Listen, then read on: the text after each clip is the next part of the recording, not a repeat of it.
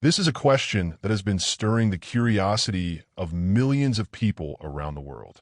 How can an entire continent be both real and almost unreachable? With today's technology, planes that cross oceans and satellites that map Mars, why does it still feel like there's an invisible wall around Antarctica? What's being hidden? Are we looking at noble environmental protection or a well-kept global secret?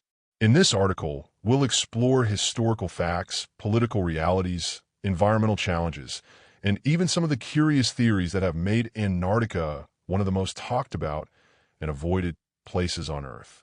The answer may surprise you. What exactly is Antarctica? Before we dive into who can and can't visit Antarctica, it's important to understand what this place actually is. Antarctica is a vast landmass covered by more than 14 million square kilometers of ice, larger than the whole of Europe. About 98% of its surface is frozen, and it holds 70% of the planet's fresh water. Beneath all that ice lie geological secrets still unexplored. But Antarctica is also a paradox. While it looks like a frozen desert, it's also a hub for intense scientific research and a silent stage for global political interests. The Antarctic Treaty, guardian of the ice. Signed in 1959 and in effect since 1961, the Antarctic Treaty is a historic agreement among countries that decided to freeze territorial claims in the name of peace, science, and international cooperation. Initially signed by 12 nations, over 50 countries are now part of the treaty. It bans nuclear testing, military installations, and commercial exploitation of natural resources. In short, Antarctica belongs to humanity and is dedicated to peace. However, this doesn't mean just anyone can buy a plane ticket and go camping there. Every visit must be approved, documented, and follow strict environmental rules. The treaty works as a protective shield and also as a filter to prevent uncontrolled access. Why so many rules? The short answer: Antarctica is fragile. Although it appears unbreakable and harsh, it hosts a highly sensitive ecosystem. Even small environmental changes can have irreversible consequences. Species like emperor penguins, seals, and krill, which form the base of the entire marine food chain, depend on the ice and stable climate to survive. An increase in visitors, the introduction of foreign microbes, or even casual human contact without care could cause real damage. That's why there are strict rules, including sterilizing gear, avoiding certain areas, and removing all trash. So, can you visit Antarctica? Yes, you can. Every year, around 50,000 people visit Antarctica on authorized cruises. Most depart from Ushuaia, Argentina, and sail to the Antarctic Peninsula.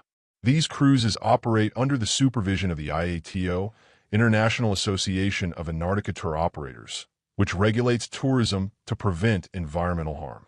Don't expect a regular vacation, though. There are strict rules about where you can land, how long you can stay, and how many people can go ashore. Trained guides accompany each group, and visitors are instructed not to leave any trace. Conspiracy theories. What if there's more? The mystery surrounding Antarctica is perfect for conspiracy theories. Some people believe there are alien bases buried beneath the ice. Others claim there's an entrance to the center of the Earth, or even that Atlantis lies hidden there. More recently, people have speculated about secret documents, Nazi expeditions, and hidden technologies. None of this has been scientifically proven so far. But why do these ideas persist? Maybe because mystery feeds the imagination. Or maybe it's just hard for people to accept that, even in the 21st century, there are still places we can't fully control. The geopolitics of ice, more than just science. Many countries have permanent research stations in Antarctica. While they all claim to be there for peaceful scientific work, there's also an unspoken geopolitical game going on. Having scientists on the ground signals strategic interest. If or when the treaty is revised, countries already present might have an advantage when it comes to accessing natural resources buried under the ice, oil, minerals, and freshwater reserves. The last scientific frontier. Antarctica is like a history book of the Earth's climate. By studying its ice layers, scientists can learn what the planet was like hundreds of thousands of years ago.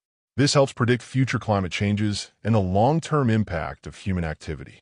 Preserving this environment is crucial, not just for ecological reasons, but for the survival of our species. It's not prohibition, it's protection. In the end, the question, why can't people go to Antarctica, isn't answered by conspiracy, but by a rare global agreement. Antarctica is a reminder that we can, as humans, put shared interests above profit and consumerism.